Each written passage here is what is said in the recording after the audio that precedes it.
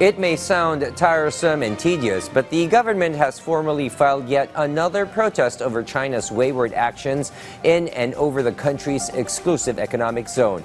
The latest of which put the lives of our airmen in peril and at risk, as our Soo-Jin Kim provides more details and dwells on the DFA's request for a bigger budget next year.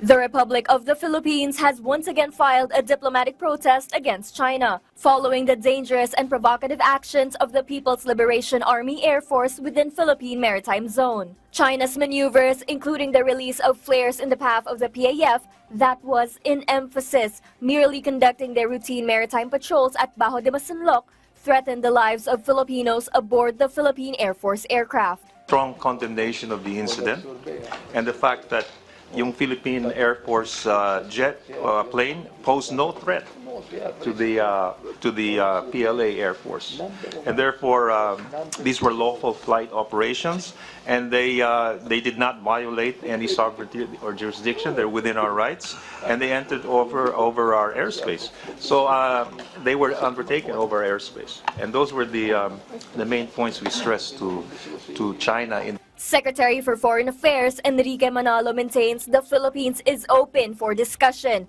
and assures the public that steps are being taken to take a stand for the country's national interest, mentioning as well that the actions on the Philippines' end has nothing to do with the rivalry between the U.S. and China. Meanwhile, earlier today, the House Committee on Appropriations began its hearing on the budget proposal for the Department of Foreign Affairs fiscal year 2025.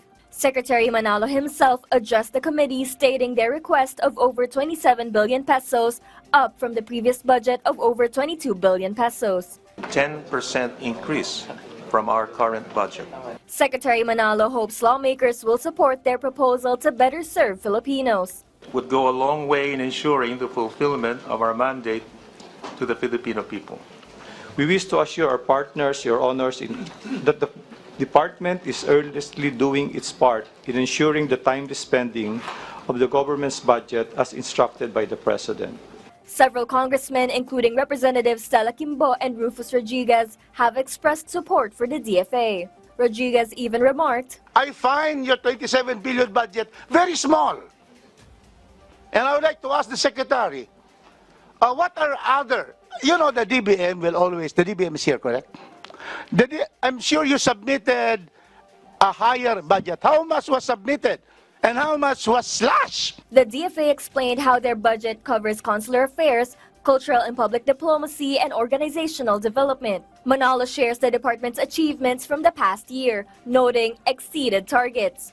The Secretary assured to further enhance their services, especially in consular affairs through digitalization. This includes online voting and preparations for the 2025 national elections overseas. It is also followed by e-Apostille, a system where online applications for PSA e-certificates and e-apostilles can be done. Soo-Jin Kim from the National TV Network for the New and Better Philippines.